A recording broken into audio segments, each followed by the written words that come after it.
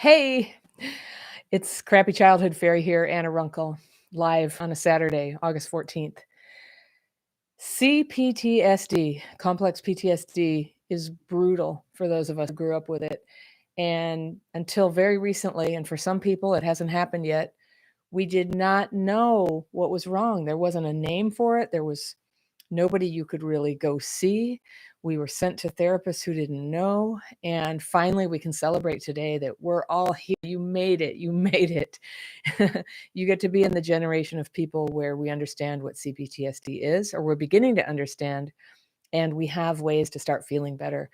And if you've been in my channel for a long time or a short time, you know that I'm talking and talking and talking about two facets. One is, how do we heal our brains from that injury to the nervous system that is connected to abuse and neglect in childhood? And then, since we were living that way, dysregulated from abuse and neglect all our lives, and we ended up developing a lot of life problems, because that's what happens when you're dysregulated and you live that way, life problems come. How do we start solving those problems? So I'll be answering your questions today about what is PTSD, what is CPTSD, what's it like, you have it. We'll also be talking about the life problems. What do we do about them? And I am delighted to be here. I'm watching all the names come on here. It's great to see you. I'm having a really good day. I just got off with the group coaching intensive. It's a group of 8 people who are going intensively and working and healing their CPTSD, and had a really wonderful time with them. It's a sunny Saturday for me.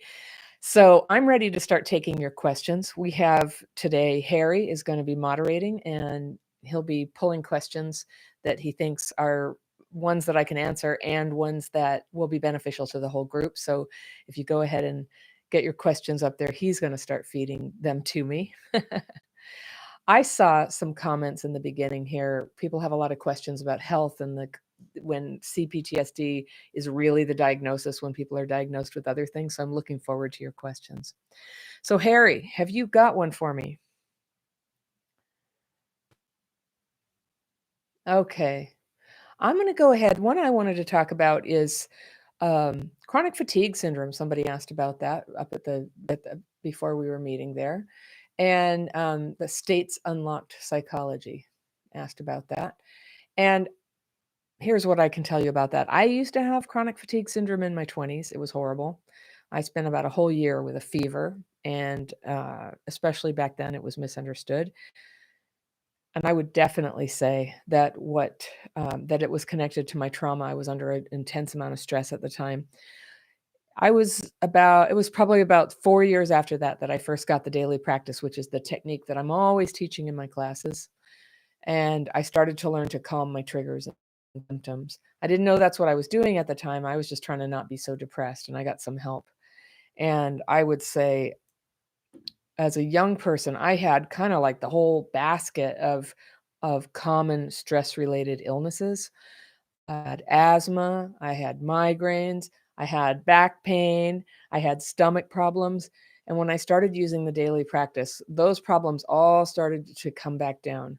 I needed to be out of stress, but when the doctors were like, you should not have stress, that's like meaningless information to me. I didn't know how to stop having stress. So if you're new to the channel, I invite you to go under absolutely any video that I've made, and I always put a link to my free course, The Daily Practice. It's free. You can learn the techniques in less than an hour, learn them and try them. And if you sign up for that, you get to join free calls with me.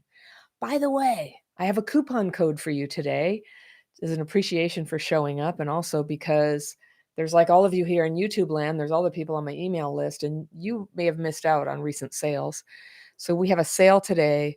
You can get $100 off a full year of membership, which is normally $499 US, and $100 off, it becomes $399. And so we have activated a coupon code, and it's live 100. Is that right? Do I have that right? Yeah, it's live 100, LIVE 100, 100, LIVE 100. And we have put it also in the description of this video too. There's a coupon code, will be good all day. And we'd love to have you come be a member, because you know what happens when you're a member? You get access to all the courses. You get invited to private group coaching calls that are just for members with me. They happen every 2 weeks. They're fabulous. And you get to be invited to a private Facebook group that's just for members, and where we have, no, I think there's about 550 people right now who are active, supporting each other, sharing what's going on, learning from each other, and also having daily practice calls led by peers, not by me, by peers. So that's there for you if you decide to become a member. So Harry, you got a question for me now? Great. hmm Catherine Westholt asks,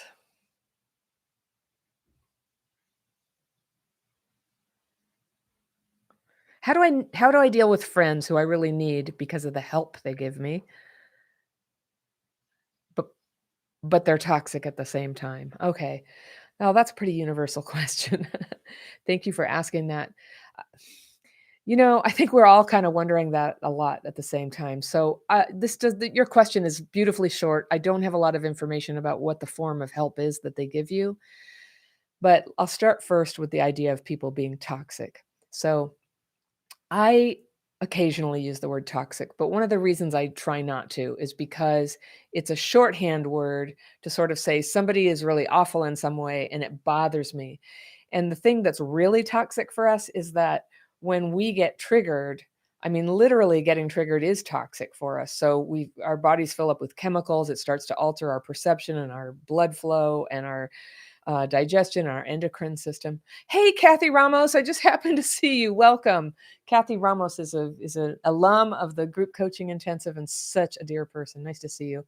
I haven't, sorry if I'm missing other friends up here in the chat. I just saw your name. Anyway, toxic people. It's the reason I don't recommend focusing so much on calling people toxic is because in my method of healing from childhood PTSD, every approach you possibly can find to help get the focus off of what's being done to you back onto how are you handling it, what's happening with your symptoms, what are you doing to change your circumstances, have you set your boundaries, if they don't respect your boundaries, have you gotten out of there? Because you know what a boundary is? It's the moment when you get out of something where the behavior has become unacceptable to you from somebody else. It's the moment when you get out of there. You can let them know, I would like you to change that. If you don't change it, I'm going to split. And the boundary occurs when you actually do split. And so I get it. Not very many of us have so many friends that we can just afford to cut people off. And if they're helping you in some way, and I don't know what it is, giving you a place to live, letting you use a car, giving you money, this is one of life's predicaments. And when we are forced to have relationships that we don't want, and that are bad for us, and where we're being mistreated, that is something on the spectrum somewhere between being a hostage and being extremely unable to set your own boundaries. So I'm going to vote that it's up around you're not able to set your boundaries. When you don't set boundaries, you're not able to live in integrity with yourself. And you're sitting there day after day after day, just basically like eating crap from people because you want something from them. So I totally recognize that, there are times when any one of us cannot be entirely, financially self-supporting, or can't go without help for medical problems or a new child, or some sort of difficulty. We need other people's help. And sometimes we have to graciously accept that help, even though we don't like the personality. So now I want to tie that back in together into action plans. If you possibly can, become autonomous. You're not in a place of non-integrity, criticizing people who are helping you. As long as you do have to stay in this relationship, I'm going to tell you something radical. Try not to criticize. Just try not to. Recognize that they're helping you. You're asking for that help. You've made an agreement. And even in your mind and talking to people, just don't do it. Focus on the fact that they're doing something for you. Not everybody has that. And I'm not trying to tell you, oh, you're so lucky, you should just feel lucky. I'm just telling you a strategy to deal with what's happening when you get triggered by their behavior. Then, if you haven't yet, oh my gosh, get over into my daily practice so you can start taking those resentments about it, about whatever they did or said and get it onto paper and get the impact of those resentments down. One day you might find you don't even have that resentment anymore. You might have your mind change. But a lot of times we're just going through life having to deal with fear and resentment about what's going on. And it's all happening so fast. And how is anybody going to act in integrity? We get in with CPTSD. So much of our energy is spent suppressing ourselves because our own reactions are so intense that we live in fear that our reactions are going to come out and ruin everything. Am I right? So, so the very number one thing you can do is to take your focus off all these other problems, like how they act, how they act. Yeah, they act that way, but bring it in and start getting it onto paper about what your resentment is, what your fear is, and start seeking for that to be removed and to clear your mind and start solving your life problems.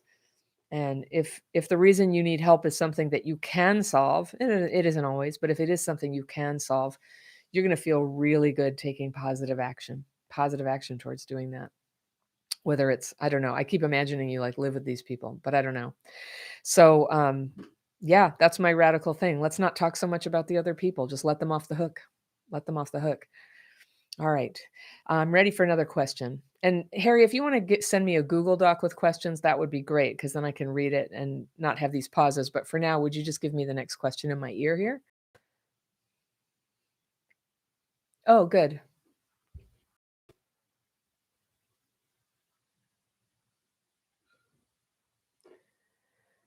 Oh,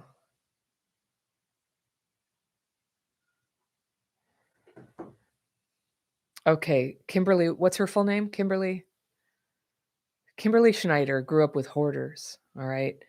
And is not a hoarder, but what was the second part of the question?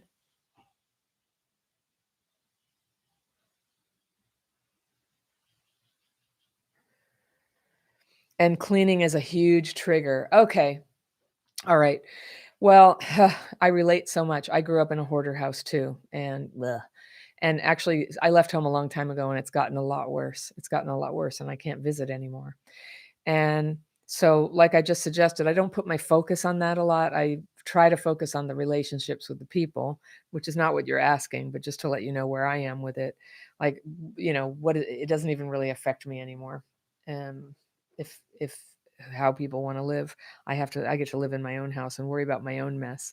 So cleaning, uh, so I grew up in an incredibly messy house, and I had a lot of shame about it. And at first I thought it was because we were poor, and when I was about 12, I realized there was alcoholism, and then later I realized there was some other layer that was causing the hoarding, whatever it is. I don't know, OCD.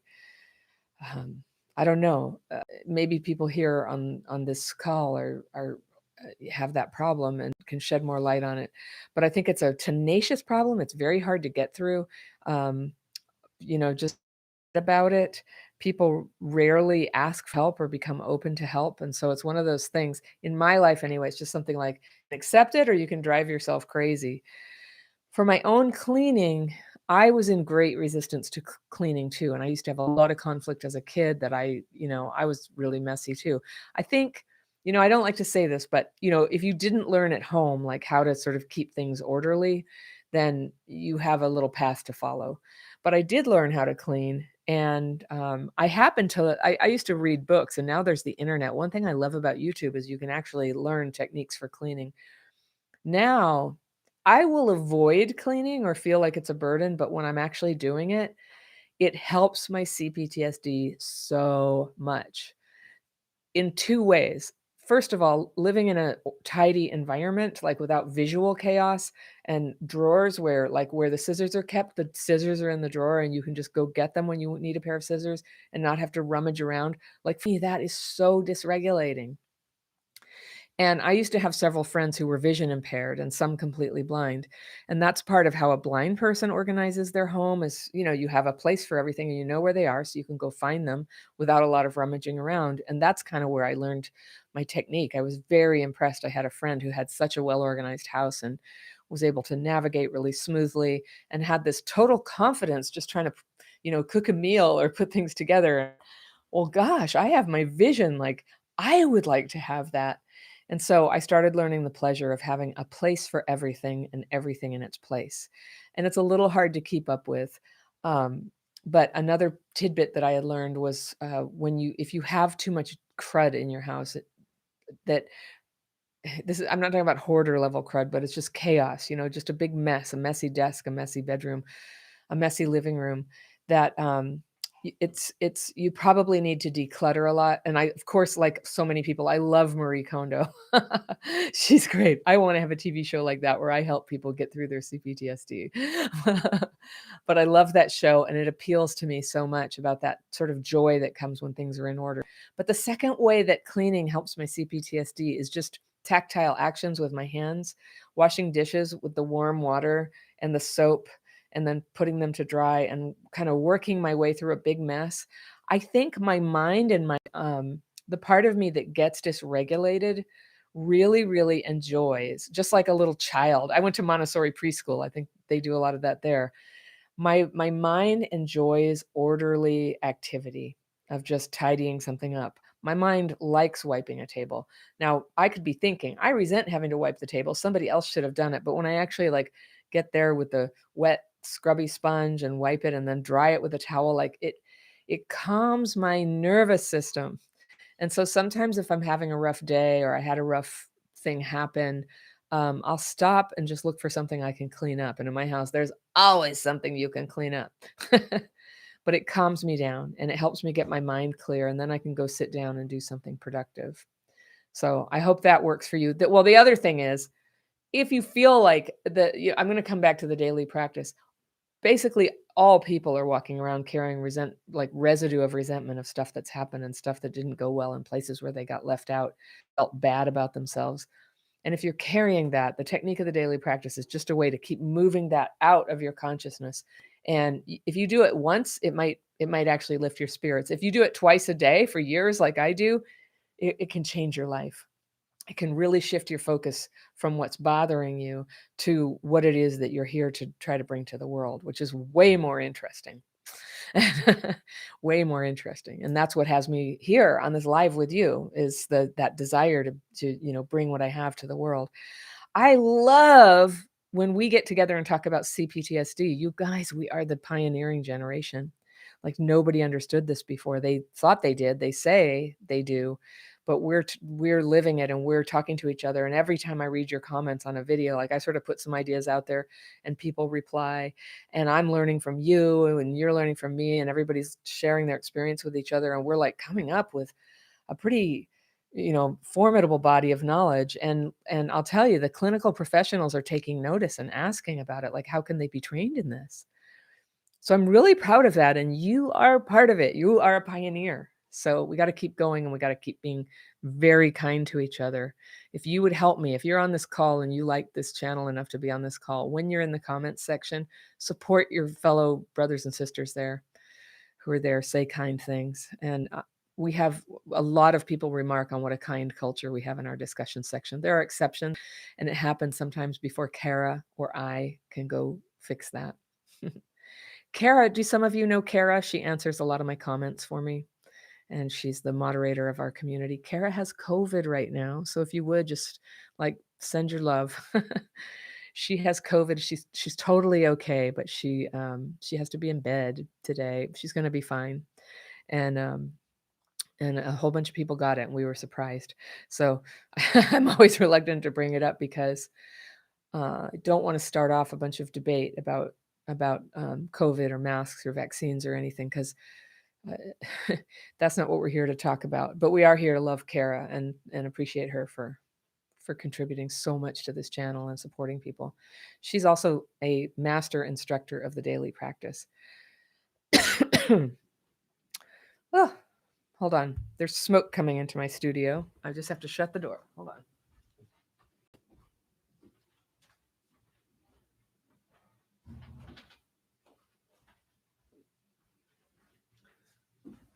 It's not bad smoke. My son was cooking something. And I think he. All right, next question. Let's see. Let me get over to my doc that Harry made for me. No, except I lost it.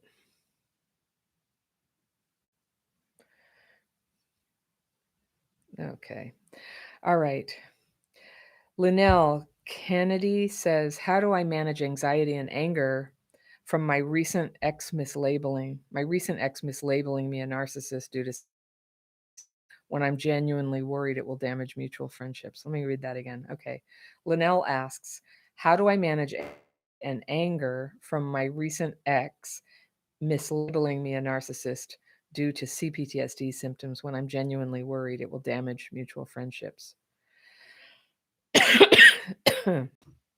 Rats. It's a lot of smoke in here.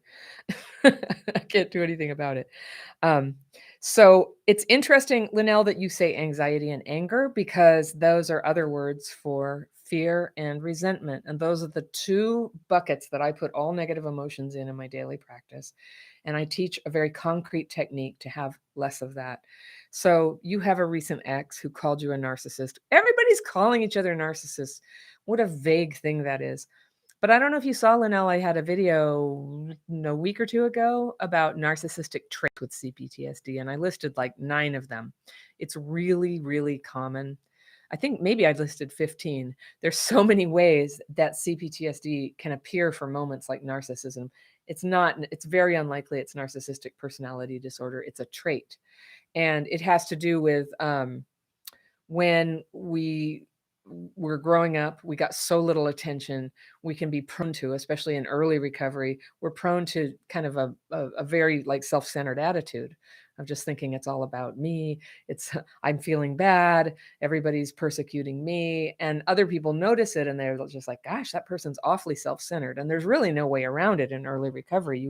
Somebody's going to have to focus on you, and then we got to grow out of it. So if you, I wasn't sure about the part where you said it affects friendships. I guess, I think you're saying that your ex told people that you're a narcissist. Yeah, trashing people is wrong. Trashing people does terrible harm. And I'm just going to cross my fingers for you that people will consider the source and they'll also consider the target. And if you have a good reputation of being a caring person, you're going to get through this with your friends. And if you can't get through this with your friends, I'm happy to say that more friends always come along. Sometimes healing from your CPTSD involves cycles of shedding friends. And it's one of the hardest things about it. But once you start becoming healthier and happier, you don't fit with all your friends anymore. You don't fit with the ones like the misery loves company types, the type who resents you because you change your life or get a raise or get a supervisory role, or you get into a relationship. Have you ever had people who resented you for that? It's sad to say, but if they can't work that out, those people are not suitable friends. But since you're asking, I'm still going to help you kind of focus on the root problem, which is that you have CPTSD, and there's negative talk happening about you, or so you suspect. There's negative talk happening about you among people who formerly cared about you, and it has to do with an accusation that you are a narcissist. I know what you mean when you say that.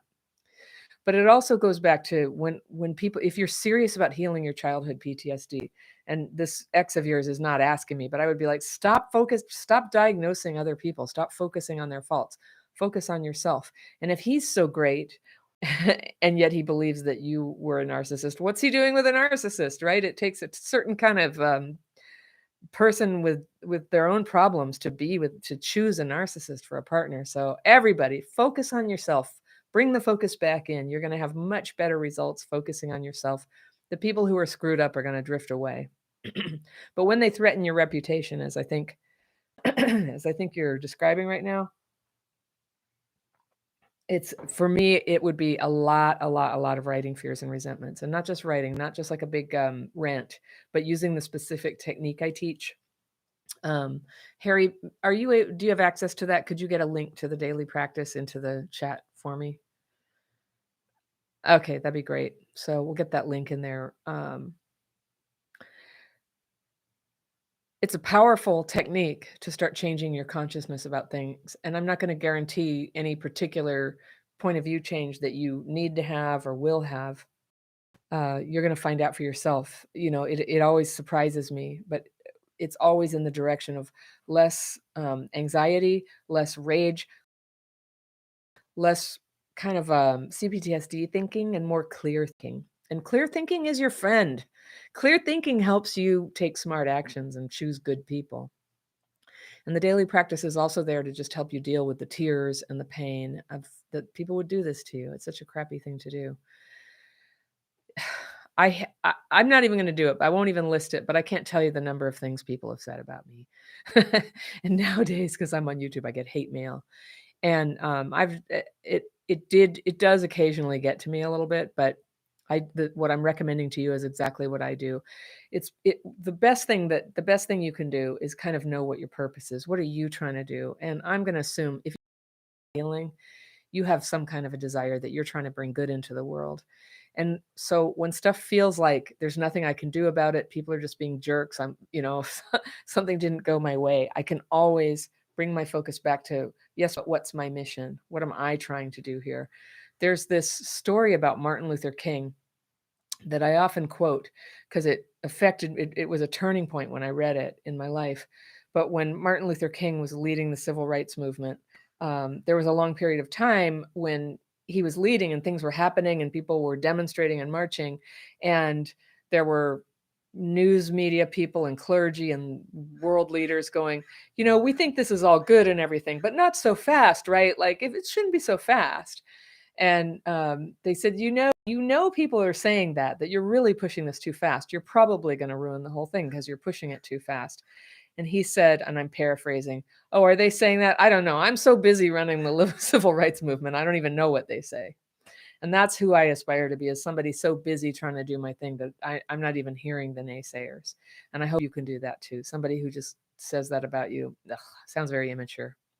So good luck. I hope you get to heal from that. And I hope that it becomes an opportunity to raise your level a little bit, raise your vibration, and start getting ready for a much better relationship next time. All right. So coming back now, Starry Night says, "I'm stuck in a marriage that I rushed into that's making my healing harder. How do I get over my fear of being alone and leave to get the love I crave? I have a child with this person." Okay, Starry Nights. I see a red flag in what you're saying here. So first, I do understand being in a marriage that you rushed into and having a child. I've been there. I've been there, and it did work out, and here I am. And now I'm in a marriage I want, and everybody's fine, and I'm even friends with my ex, good friends.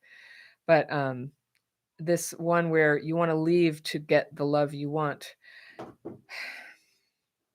I think I was going to say this, but if you're leaving with the idea that just finding the love you want is going to fix the problem that caused you to rush into a relationship in a bad situation, I think you're going to unfortunately find that your next relationship is very similar to this one. That's been the experience of so many of us. If you've been around the block a few times like me, and a few really horrible relationships, you start to see the pattern.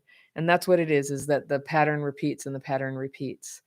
And so that's the red flag, is that you kind of skipped over the part of the desire where I want to get out and try to heal the PTSD thinking that would have me rushing into relationships with people that I don't really know yet, with the total lack of clarity of what I really need and want in a person, and before I really have my symptoms under control. And I think if you do end up leaving your marriage, let's just say, can you give it 2 years, especially because you have a child? Can you give it 2 years to just focus on yourself? It sounds like a lot to you now, I bet, because especially being in a bad marriage is really lonely, and you're saying it's the fear of being alone. So what you probably are talking about, you're on this channel, is you may have had experiences with abandonment before that got into your nervous system and caused really harsh triggers to come up when you're alone. And Pete Walker calls that abandonment melange. And it's an intense combination of rage, panic, and rage, panic, and grief, sobbing. It's a super emotions all clustered together that happen when we feel abandoned, and it is just devastating. And I suffered with it for years. I stayed in bad relationships for years. I mean, what a terrible combination for us, right? Rushing in and then not being able to leave. It's just it's a life waster. It'll take years off of you. And now that you're a mom, um, this is incredibly urgent. And you didn't say what is awful about the marriage right now, but it's okay to leave your marriage, and you can make it work. And I don't know if you have a suitable co-parent there in your ex, or how that's going to work out. I leave that to you. But it's time for you to demonstrate for your child how a person deals with hard times and changes with grace, with balance, with handling their emotions. And this is really, when you have that, this is your mission now. We talk about mission. This is your mission. Your mission is raising the kid. And you're going to get to have other missions too. This is not the only thing you're ever going to be. But right now, if you're trying to transition out of a marriage, your number one job is to try to model for your child that everything's okay, that you've got this, and you're going to make wise choices. And I think a lot of us here, like, a lot of the trauma happened before we even knew what was going on, and yet we internalized it when it was pre-verbal. And here we are all having emotional flashbacks about it. So what kids need to know is that my parents are okay, and I'm going to be taken care of. And if you rush into another relationship, even though you have the best intentions, and you make this happen again, and I use the word make because that's what it is. It's a choice for it to happen again, because realistically, that's what we do. That's what we do until we heal. If it happens again, your child is going to then go through another cycle of it when they're even older. And divorce is hard enough. You can expect your divorce, to involve a whole bunch of emotional days, and maybe some very painful stuff that happens in front of the kid. As much as you can, cordon your child off from having to see all that. Start working in a very focused manner on how to make this separation, and focus 100% on how to make parenting good for the child. And if you do this, it will take care of 90% of your problems, assuming your ex is not abusive or trying to steal from you or anything, that it's just like a emotionally chaotic relationship. What helps you keep the peace for your child keeps the peace for you, and helps. You're a person with CPTSD, so you got to take care of that person too. So you don't want a lot of fighting, and you can deal with financial hardship better than you can deal with fighting. And I don't know what your situation is, but if you're moving into a situation where you have to work, that's what happened to me. I had two small kids. My ex left, and it really was merciful in many ways. We had a terrible marriage, and it was affecting the kids, but the kids were so small, I didn't feel like I could leave.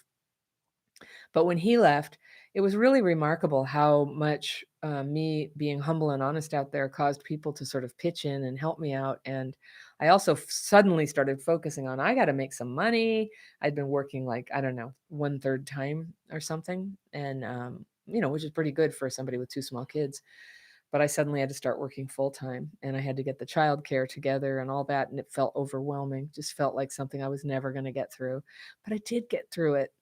And many fellow parents have been through this and have gotten through it too, and are out there and have great support and advice for you. It's really empowering when you solve your problems this way, and it drains your soul when you stay in your problems, when you know they're no good for you. It just drains your soul. So I'm just going to put that word of encouragement in there and let you know, like, it can turn out okay. There is help available. There are public programs. There are people who will help you. And you stand a much better chance of moving up in a level once you're out of this relationship, if you can just wait a little bit, just focus on you. You might be a candidate to go to something like a 12-step program, and I don't know what you'd qualify for. I went to Al-Anon, for families and friends of alcoholics, and CODA is one also, and there's one called ACA, Adult Children of Alcoholics and Other Dysfunctional Families. And this is a place where you can have friends and free support for as long as you want it, and meet people and then turn around and help them too. And I can't say enough good things. If you're making a rough transition, don't try to go it alone. Today, like, oh no, the COVID stuff's coming back. And the isolation is menacing us, and most of us haven't even really found our sea legs again dealing with people, even when the restrictions were lifted. And some countries and towns, it's totally back in restriction. And I'm just so sorry that everybody's going through this. It makes it so much harder. So if you have to use Zoom and Zoom meetings, do that. If you can, go to face-to-face meetings. and connect with people, even though as a person with CPTSD, you might have the urge to withdraw and to hide what's really going on. Those are not actually good instincts. That's just you trying to not get triggered. A lot of what we do, like avoiding or rushing in, it's just so that we don't get triggered. And there are alternatives. There's another way to not get triggered. And the daily practice that I teach works. There are other good things that people do, but I'm very focused on the daily practice, obviously. So I put that in there. And if you can, for anybody listening, that you can be a member. We have lots and lots of group support in our membership in the Facebook group, and peer-led daily practice calls, and I lead group coaching calls, and I lead daily practice calls. And Kara on my team is teaching this really great workshop called Deepen Your Healing Techniques. And so we have stuff all the way from free to cost kind of a bit of money, and lots of options to come in and be supported and connect with people who are also working to heal their childhood PTSD. So you might want to try that. And what's the coupon code today? Live 100. You can get $100 US off of the price of a year of membership, which is normally $499 US. Okay. Thank you for that question. Okay, I'm coming to another question. Sab asks, how can I at age 36 stop the thought I wasted my time with CPTSD? It's so hard to become motivated to make the rest of my life the best of my life, especially as single. Okay, Sab, I wish I knew. Are you female and are you trying to have kids? Well, if you are, I don't know if you are. But if you are, there's a huge urgency on what I'm about to tell you. And if you're not concerned about kids and biologically being able to have them, then there's less urgency. But I hope, because you are sad about wasting your life, that that you hear me out here and you take some action today. All right. The feeling that life is passing you by, in my experience, is because you're not bringing your gifts into the world. I believe strongly each person has gifts, and until you can be using them, you're going to be haunted by a feeling that you're not really doing what you're meant to be doing. And when we're younger, it's really easy to have the idea. It's like, oh, I'm sure when I meet the right significant other, or I get the right job, or I lose the weight, or I don't know, get more confident, then all of this is going to unfold. Maybe, maybe it will. But I notice a lot of people in their early 30s sort of take a big step into opening up to trying something different than they've tried before. Because once you've sort of exhausted all those, maybe the solution is outside myself, you have to turn in. So I'm gonna speculate that what you're missing here is you're not doing what you're meant to do. So I want to tell you something about gifts. We all have a lot of talents. You know what? I'm an incredibly fast typist, but that doesn't mean my gift is typing. It's a skill. There's skills, there's talents. A gift is unique. It's something that you've been endowed with that's really for the benefit of other people. And so I did a lot of work trying to figure out what mine were some years ago. And a couple things that came up was, when I tell my story, I get told over and over again that it was helpful to people. That's what I'm doing right now, right? And the other one was that I had a suspicion that writing might have something to do with it. And so the person who counseled me on this said, you might want to look into writing and telling your story. Maybe a memoir, would be how you would express your gift, and just test it out. So when you think you know what your gift might be, you test it out. That's very essential. And it can be very tiny steps every day. It might be 5 minutes you have every day to just, write a little bit or something. But when I got that suggestion, I went ahead and started the blog for Crappy Childhood Fairy, and it was sort of autobiographical. And honestly, at first, I didn't have the courage to talk about my true story. It was sort of preachy, and I had just learned about ACEs, and I was talking about that. And I got a few followers, and luckily I persisted, because I just felt really like I really want to be doing what I am meant to be doing. I had a strong feeling that life was passing me by, and I'd wake up every night at like 3 a.m, like, what am I doing? What am I doing? And so I just started taking little actions. So I did this blog, and I posted, I don't know, every couple of months or something. I drew these terrible cartoons. I don't even like what I wrote, but I learned a little bit from doing it. And one of the things I did is I wanted to show people how to write the fears and resentments. I've been doing that for decades. So I made a video about it, and I stuck it on YouTube, because you have to like host it somewhere to stream it into a blog. And I made a couple videos, I guess, trying to explain something. But one day I went to go put another video and I saw that I had way more subscribers on YouTube than I did on my blog. That without even realizing it, like something was working for me. And so it was my understanding that you just the proof of what is your gift is where are people benefiting from it. So when a bunch of people subscribe, it means they're benefiting. And that's your feedback. It's like, you're pointed in the right direction. You're getting warmer. You may not be doing your ultimate perfect life yet, but you're getting warmer. And it's scary sometimes. Like I had to give up my existing business to do this. I was really scared about money. I did put my story out there. What would my family think? And I gradually worked out those problems and they kept working because A, I had a way to get free of fear through the daily practice. And B, I was just trying a little bit at a time and just sort of seeing like what landed. I've done so many projects where like nobody ever like read it or came, like I used to be a comedian and sometimes the shows went very well, but there is nothing worse than doing comedy in a room with like 3 people. It's so painful. This isn't like that for me. You're all here right now. Something's going right. And I want that for every single person on this call to start discerning that. Like, what are you here to do?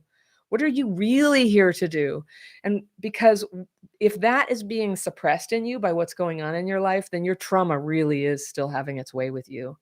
The trauma that was done to you was a tragedy when it was done, and it remains a tragedy so long as it stops you from blossoming. So some of the things that you can do, and this is my radical opinion, you can stop talking about the past. You can stop demanding that the past fix you or apologize to you. Like bring your focus back. You've talked about it. If you haven't talked about the past, go to a therapist, talk about the past, get familiar with what happened and get some validation that, yeah, it affected you. But if you've done that and you're still wondering, like, why is this not going anywhere?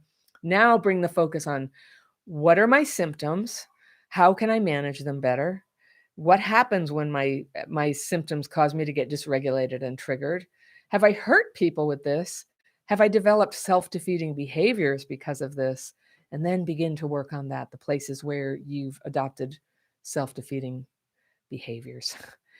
You start changing that, now everything changes. And until those change, the thing about self-defeating behaviors, and it could be anything from an addiction to um, avoiding people altogether or not taking care of yourself. I have a lot of videos out there on self-defeating behaviors. I work a lot on this.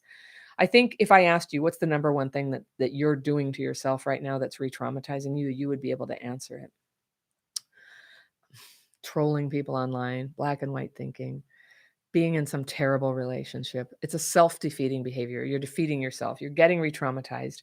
When you're re-traumatized, it's like Superman and kryptonite. It just totally immobilizes whatever you're trying to do. And like the person asking the question said, it's really hard to heal when you're stuck in a bad situation. So you have to do your best and do your best with concrete action all the way to get out of the bad situation at the same time. Even if, of course, you can't right now. You're too eroded from all the trauma.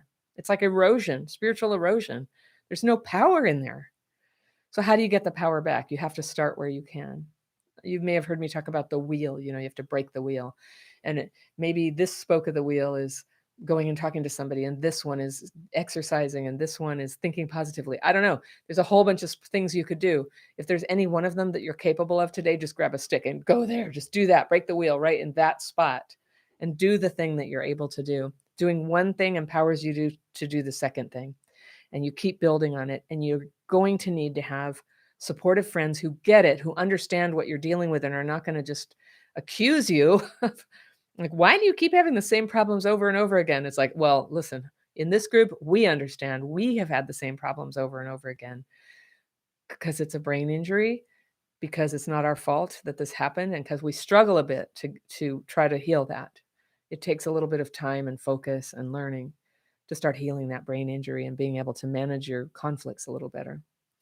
But you can do it. You can do it. You can keep improving things. So stick with the people who are committed to this too. You can find them here. You can find them in my programs. Okay.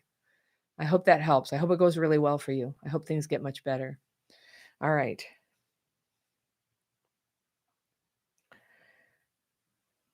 Area code. What a handle. Area code says, our run-on thoughts, that is nonstop chaining of internal verbal talking out of thoughts, part of CPTSD? If so, Can it be calmed or stopped? Yes, it can, and yes, it is. I think people's CPTSD can manifest in a number of ways, and some people sort of go catatonic. They get very blank, they get dissociated. I'm more likely to get very thinky. I call it this hamsters, the hamster wheel thoughts. And I'm thinking blah, blah, blah, and it's usually negative stuff. I'm really worried about stuff. I'm so angry about this. Gosh, they never apologized. I can't believe how they're treating me. And I can pass hours of my life just blah, blah, blah, blah, blah, blah.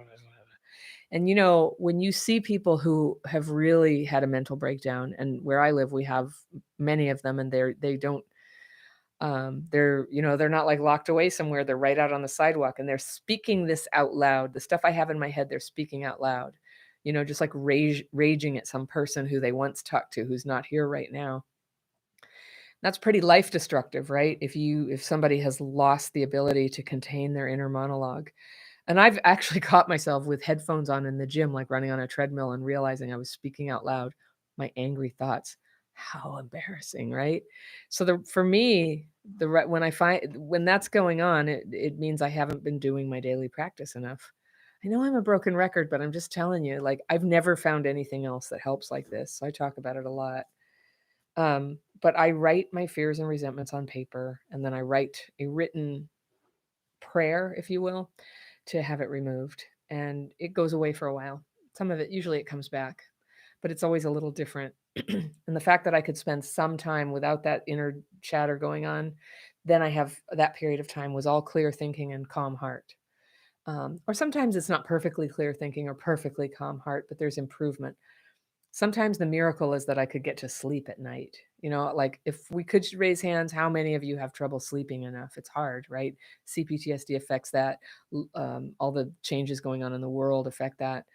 And also the screens. I don't know. There's who even knows why, but a lot of us have trouble sleeping enough.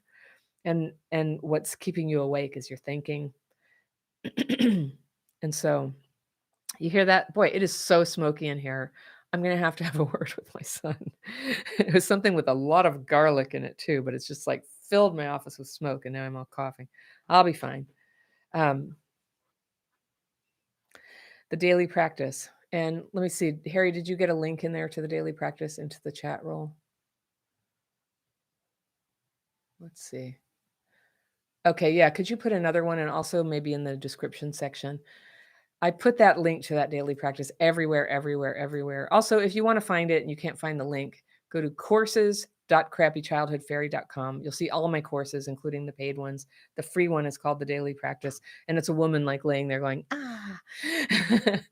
And just you can sign up for that. It's free. You can learn it. You can learn it by within an hour. You'll be trying it, and you can see if it helps you.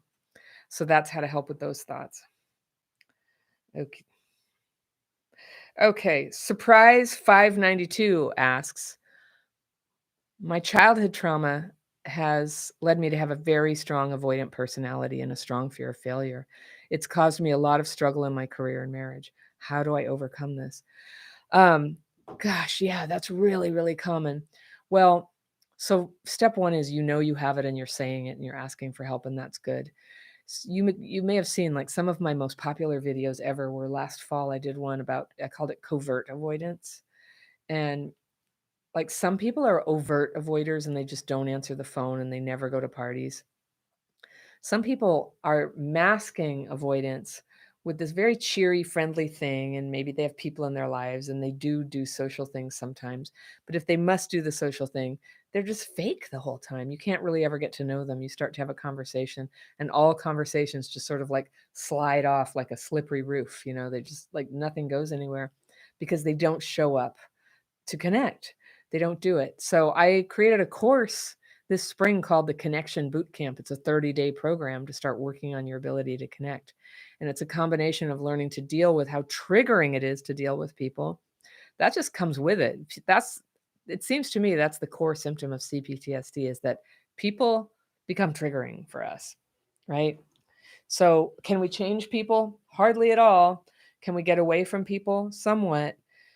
The main place where you have the power to change this avoidant personality is to start calming your triggers.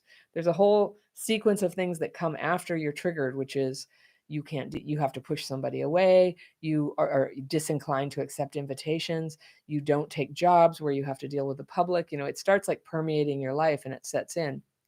And the solution is through small steps done every day, you start to chip away at that. You start to make contact with people and familiarize yourself and get friendly with the act of small kindnesses, going and saying hello to people, sending replying to an email that you had left for a long time, just taking care of business with that. Then you have to just do a boatload of daily practice writing fears and resentments to deal with all the triggered feelings that come up. But that's the thing. If you avoid life to not get triggered, you never heal. If you can manage getting triggered, you can heal. And connecting with people is a super important component of any initiative to heal, because so much of our wound, it has to do with connection. I think CPTSD is at core an injury to our ability to connect with other people. So you're feeling it right now and you're dealing with it by avoiding people, but very few people, that's not what they want. You get a lot of people here on YouTube who are like, I don't want people. I have my dog. I'm good. But I'm not buying it. I'm not buying it. You may have found a workaround and it's better for you right now because your triggers are so vicious and you get so dysregulated that you can't accept the risk that you're going to act in a dysregulated manner and cause harm to people or get yourself in trouble. That is what causes people to be violent. I think in most cases, they can't handle their triggers, right? So I'm not saying you're afraid of being violent, but it goes all the way to that extreme. It goes all the way there. And a lot of us are just sort of hiding out in this little cloud of not dealing and not making commitments to anything. Really, all you're doing is like renting. It's sort of like the metaphor is you're renting this enormous house so that all your triggers have a bedroom and you have to go live in a broom closet all by yourself. You know, so it's so much better to heal your triggers. And that's certainly what all my programs and all my videos are about, is about how to identify, face, and deal with your triggers and bring them down. And stop trying to make other people not trigger you. It's a hopeless endeavor. It's just going to like ruin a lot of relationships for you. There's a little bit of wiggle room there with some people. And but not really, not really. You're going to be a lot. In fact, if you have to even ask people to not trigger you, just keep in mind that when you're less triggered, you're going to be able to ask for that so much more gracefully and without that little edge in your voice, without that prickliness. Been ruining stuff for all of us for years, right? I know. I know. So when we can act with some kindness and some love and some gentleness and maybe be a calming presence for other people, now we might be kind of veering over into our gifts, starting to bring something to other people. And that's where your happiness is going to begin. That's where it's going to begin, is when the way you handle yourself is helpful to people, whether or not you volunteer at the food bank or anything, but to just be like a solid presence for people that brings comfort and reassurance.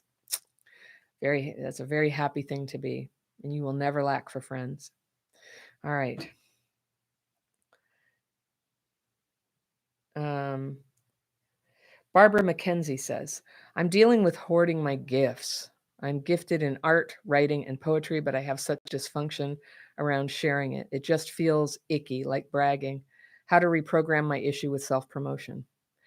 Okay, the self-promotion is a separate thing. But first of all, if you don't like art, writing, and poetry, that doesn't necessarily mean they're not a gift. But here's what I'm going to put it to the test and say, do people tell you that when you do art, writing, and poetry, that it's benefited them tremendously? This is tough love. If they're not telling you that and giving you that warm feeling that you're helping people, which would make you kind of attracted to your gift, honestly, maybe you haven't gone there yet. But maybe you're trying to force your talents into being something they're not, right? And I hear this a lot from artists. I think that this is kind of tough love, and I believe you, but let me just say for people who are listening that I think especially in the arts, our culture like holds them in such high self-esteem that people can put a lot of pressure on themselves to be artists when there's no power to do that. There's no connection of their art to the world. And I think I talked about it in a video to somebody. I don't know, they were complaining like nobody likes their art or wants it and nobody appreciates it. And I was like, well, maybe so. That probably means it's not your gift. It means it's your talent. And your talent has not found its audience.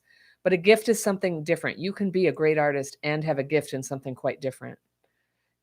That is entirely possible. Your gift is not your sole identity. It's not necessarily your career. For my case, what I identified as my gift, I went ahead and made room in my life for it to take over, because it wanted to take over. But the sign that it was a gift was that I was getting so much feedback from people. So that's just one thing to get out of the way. Like, give yourself permission for it to be your job or your talent, and it doesn't have to be your gift. If you're hoarding your gifts, well, you haven't really said why. Like, why would you do that? Dysfunction around sharing it. So you have a lot of fear about sharing it and promotion. So yeah, okay. So I have to share my stuff and I have to promote. And I know what you mean about it feeling icky, and what you have there, if you're like me, or what I used to have, is I just had shame. I just didn't think I was any good. And you know what I did about that? Daily practice, and I worked really hard to get better at what I do. Part of my shame, you may have heard me talk about earned shame and free-floating shame. And earned shame you can do something about, and that's like, I just had this vague sense of shame that it's wrong to promote, because culturally that's considered too brash. But when I felt really good about what I had to offer, I'd lost the shame about self-promotion, because I have a genuine desire. It's like, you guys, I want to tell you, I've got this thing. It's great. And so when you're trying to share joy, and I think like making like a piece of art, it doesn't quite have the properties that speak, you don't have like a pulpit to like say things to people and say, hey, this is going to save you. Like, they have to see it. And you've got to get it in front of them. And people who I've coached with this before were waiting for galleries to recognize them and feeling like they were just so screwed over by the galleries. And I was like, you know what? This is the internet age. If, as you may have noticed, I'm not a therapist. No one ever sanctioned me to get up here and start talking about my story or trying to help people or reading books and reporting what I learned. And I've had hundreds of hateful emails from people going, who the hell do you think you are? You have no right to do that. So I know what you're talking about. Like, people tried to shame me, but when your gift gets a little traction in you, by you connecting with your purpose to like lift people up or lift the world up, you're trying to bring something good into the world, then it matters less. You and Martin Luther King can stay focused on what you're trying to do. So if you're getting hung up about promotion, I think you might be losing sight of what your mission is. And so you can sometimes solve problems not by directly solving the problem that you're afraid of promoting yourself and that you're hoarding your gifts. You don't have to directly tackle that. Just tackle being good at it, being proud of it, feeling good about what you're offering, and keep your focus on it. Keep your focus. Even if you're struggling along, like, never quite at a level of success you hoped, if you're focused on the gift angle of it and serving people, you're going to stay happy through the whole thing. Happy and poor, maybe. But, most of my life, I haven't had any money at all. And I'm doing okay. I'm doing okay. And then later, now I make a living off of it. And I would take that out of the equation too, when some people are there's a lot of like thinking out there, like, it should look like so much money, and maybe it will. Mostly it doesn't. That in no way cheapens your gift. Not all gifts produce money, and yet somehow we're provided for. Somehow. When you use your gift, you're going to find yourself provided for better, even if it's indirectly. Okay.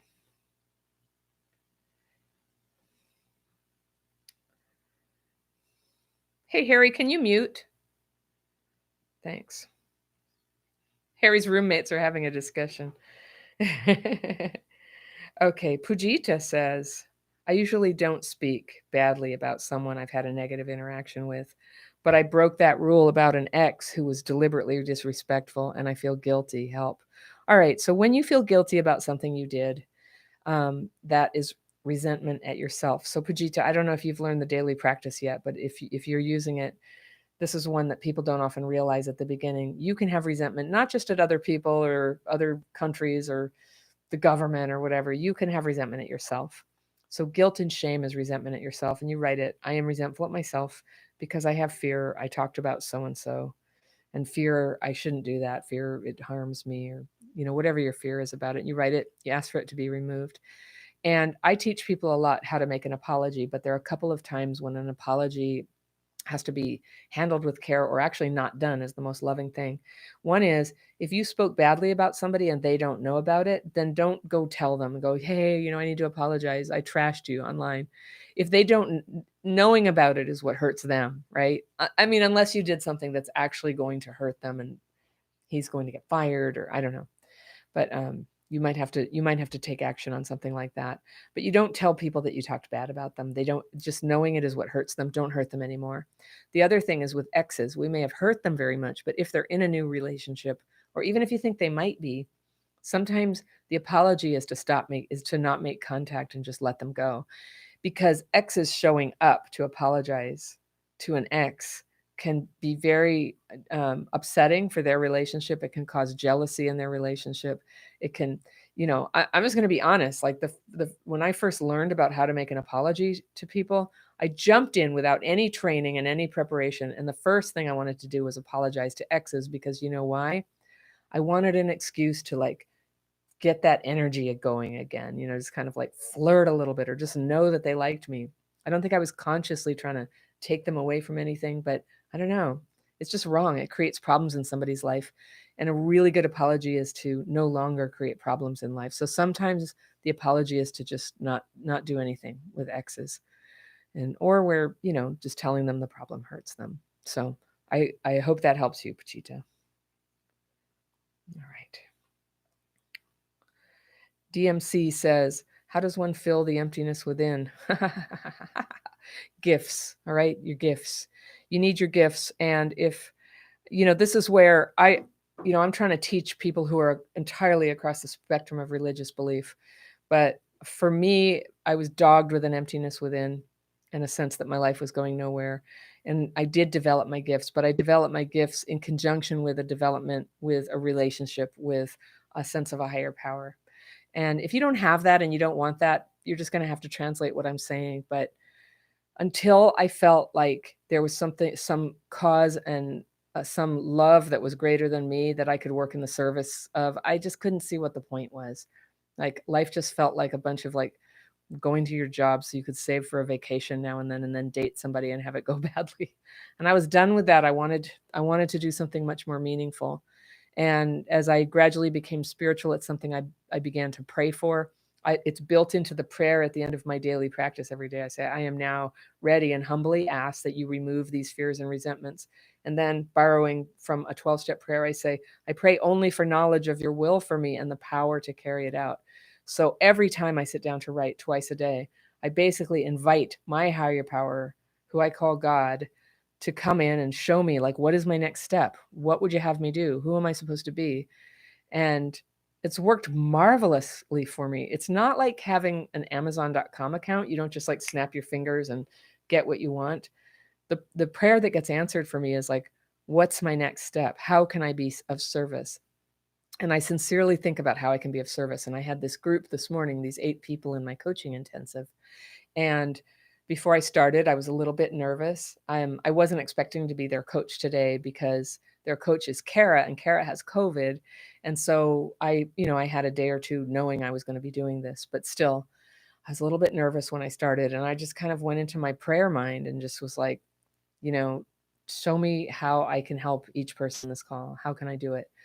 And is anything happening? I don't know, but I can just tell you, it helps me be less afraid, and it helps me be more confident. And I seem to be noticing that, I don't know, what are there? There's 382 people on this call right now. Something's going well.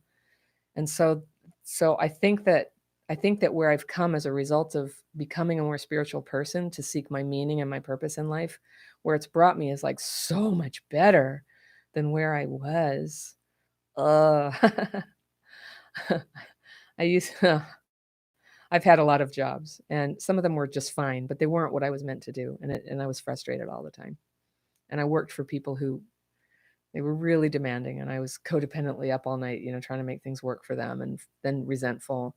Why do I do this? Why do I do this? I have so much to bring. And I finally was like, okay, I'm going to bring it then. I'm going to do it. And I'm happier now. And we'll see what happens next with Crappy Childhood Fairy.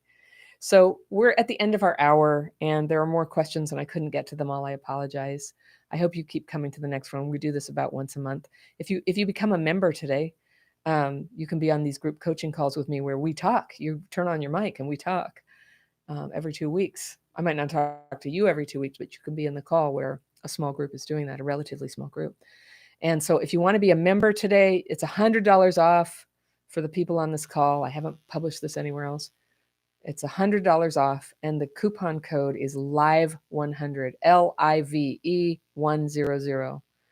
And Harry, if you could put the membership, do you have the link to the membership to put in the chat? It's also, the link to the membership is, okay, the link to the membership is in the description section below this video. And so you can, okay, great. You can also always find everything. So Harry's going to put that in the chat there. You can always find everything at crappychildhoodfairy.com, or specifically courses.crappychildhoodfairy.com, and take a course. The membership is all the courses you're in the inner circle now. And it comes out to $399 USD. So that's a year, all courses, Facebook group, and a weekly call that you can join. I think it's a pretty good deal. Honestly, I hope more of you can do it. So if you have any issues with those links or getting in, email us at hello@crappychildhoodfairy.com. By the way, I'm doing more Ask the Fairy videos. If you have a question you want me to answer in a video, I can't do all of them. I'm looking for ones that are good and relevant and answerable and not too long, like a couple of paragraphs if you can. And what you can also send those questions to Ask the Fairy. Well, you send it to hello@crappychildhoodfairy.com and put in the subject line, Ask the Fairy. Ask the Fairy. And that way I know the team will send it to me to consider answering it in a video. And sometimes those are really good videos. So I hope I hear from you all. Have a great Saturday. Thank you so much for being here. And see you next time. All right. Bye.